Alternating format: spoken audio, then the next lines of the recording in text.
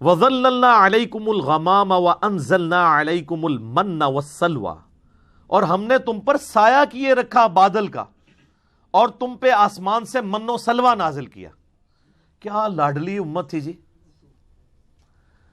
صحرائے سینا میں ہزاروں کلومیٹر کا سفر کرنا ہے، نہ کوئی پیڑ ہے نہ کوئی بلڈنگ ہے کہ جس کے نیچے وہ سستا سکیں۔ 6 لاکھ کا لشکر ہے، 12 قبائل کا، 50 ہزار کے آلموسٹ۔ تو اللہ تعالیٰ نے اسپیشل پروٹوکول دیا وقت کے پیغمبر کی موجودگی کی برکت سے کہ یہ پورا قافلہ جو ریگستان میں ٹریول کرتا تھا تو ایک بہت بڑا بادل جو ہے نا مسلسل آیا کرتا تھا ان کے اوپر، چھتری ساتھ ساتھ چلتی تھی۔ لیکن دیکھ لیں کیا بات ہے، بات تو بہت بڑی ہے، منی ایک بھی نہیں انہوں نے اللہ دی، جو کچھ بھی ہے تیرے محبوب کی امت سے۔ سر بات یہ ہے، ایویں تو اللہ تعالیٰ کو غصہ نہیں ہے ان کے اوپر، یہ آگے دیکھیں گے ایک ایک غلطی گنوائی جائے گی ان کی، پھر اللہ تعالیٰ اپنے عذاب کے کوڑے گنوائے گا کہ تم نے یہ کیا تو ہم نے تمہارے ساتھ یہ کیا، تم نے یہ کیا تو ہم نے تمہارے ساتھ یہ کیا۔ اور یہ صرف ایک سٹوری نہیں ہے، بلکہ امت مسلمہ کو بھی بتایا جا رہا ہے کہ جس طرح آج تم لاڈلی امت ہونا کلیم کر رہے ہو، تم سے زیادہ ایک لاڈلی امت اپنے وقت میں رہی ہے، جن میں ہزاروں پیغمبر آئے، 3 کتابیں آئیں، لیکن جب انہوں نے پیغمبروں کی تعلیمات سے روگردانی کی تو اللہ تعالیٰ نے پھر ان کی کسی رشتہ داری کا لحاظ نہیں کیا، وہ تو پیغمبروں کی اولاد تھے بنی اسرائیل، اور ان کے اوپر ذلت قیامت تک کے لیے مسلط کر دی۔ تو یہ من و سلوہ کیا تھا؟ اب ظاہرہ ریگستان میں ہے، وہاں کوئی کھیتی بھی نہیں اگتی، سی فوڈ بھی کوئی نہیں ہے، تو کیا کریں گے؟ رات کے وقت شبنم کے قطرے پڑتے تھے اور وہ قطرے کنورٹ ہو جاتے تھے چھوٹی چھوٹی، آپ جس طرح یہ ہمارے پنجاب میں بھی بوندیاں ملتی ہیں نا، چھوٹے چھوٹے یعنی میٹھے قسم کے گول گول دانے بن جایا کرتے تھے، تو یہ من تھا، کاربوہائیڈریٹس ان کو یہاں سے مل جاتی تھی، ایکویلنٹ سمجھ لیں آپ گندم کا۔ اور سلوا جو ہے وہ چند پرندے تھے بٹیر جتنے سائز کے، وہ ہزاروں کے ہزاروں جھنڈ آتے تھے، وہ غیبی جھنڈ تھے، ریگستان میں پرندے کا کیا کام ہے، پرندے تو وہاں زندہ ہی نہیں رہ سکتے، وہ اللہ کی طرف سے آتے تھے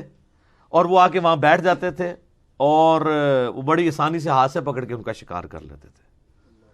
یعنی جو جنت کے اندر آپ نے چیزیں اویل کرنی ہے اس کی ہلکی سی جھلک بنی اسرائیل کو جنتی خوراکیں یہاں پہ کھلائی گئی ان کو، لیکن کی انہوں نے نمک حرامی، جس طرح آج امت محمدیہ کر رہی ہے، اللہ ماشاء اللہ۔ تو اللہ کا تو کوئی رشتہ دار نہیں ہے، چاہے امت موسیٰ ہو چاہے امت محمدیہ ہو علیہ السلام علیہم السلام، جو کوئی بھی اللہ کے ساتھ روگردانی کا معاملہ کرے گا تو اللہ تعالیٰ تو اپنے معاملات میں بہت سخت ہے۔ تو وہ پرندوں کو شکار کرتے تھے، پروٹینز ان کو وہاں سے حاصل ہوتی تھی، ایک پرفیکٹ غذا وہ کھا رہے تھے، جنتی خوراک، چھتری اللہ کی طرف سے۔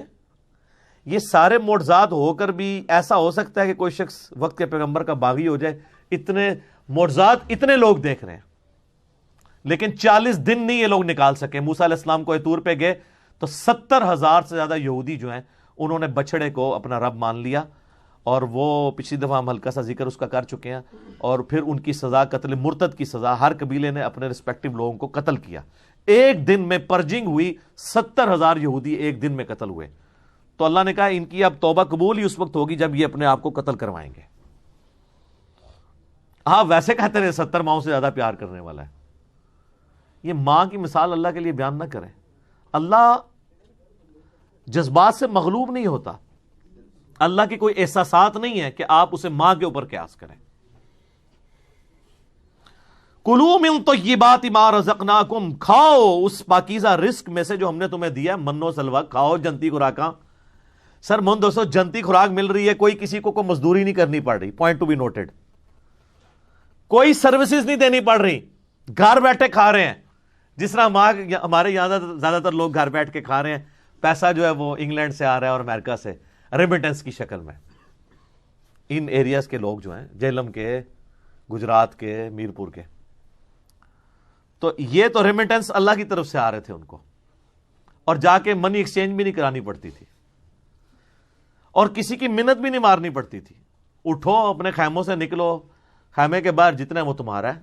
نہ کوئی دانہ اگانا پڑنا ہے، نہ پانی دینا پڑنے ہے، نہ آپ کو کوئی فصل اگانی پڑنی ہے، نہ ٹینشن ہے کہ بارش ہوگی کہ نہیں ہوگی، نہیں، جنتی خوراک آ رہی ہے بھی اللہ تعالیٰ کی طرف سے، کھاؤ اللہ کے رزق میں سے۔ وما ظلمونا ولکن كانوا انفسهم یظلمون، ہم نے ان پر کوئی ظلم نہیں کیا تھا بلکہ انہوں نے خود ہی اپنی جانوں پر ظلم کیا۔ کیا سوز و گداز چھپا ہوا ہے جی اس جملے کے اندر؟ اللہ کہتا ہے میں نے تو کوئی کسر نہیں اٹھا رکھی، میں نے تو اتنے لاڈ کیے ان کے ساتھ، ہم نے کوئی ظلم نہیں کیا، ہم جو کر سکتے تھے کیا، لیکن انہوں نے اپنی جانوں پہ ظلم کیا، ہمارے ساتھ غداری کی۔ سر اس میں یہ جب قرآن نازل ہو رہا تھا نا، صحابہ کرام تو شاید اس انٹینسٹی کو نہ سمجھ سکتے، آج 1400 سال بعد ہم اس درد کو جس طرح سمجھ سکتے ہیں نا کہ اس وقت یہ آیات نازل ہوئی ہیں، انہوں نے تو سوچا بھی نہیں ہوگا، بلکہ بخاری مسلم میں آپ کو درجنوں احادیث ملیں گی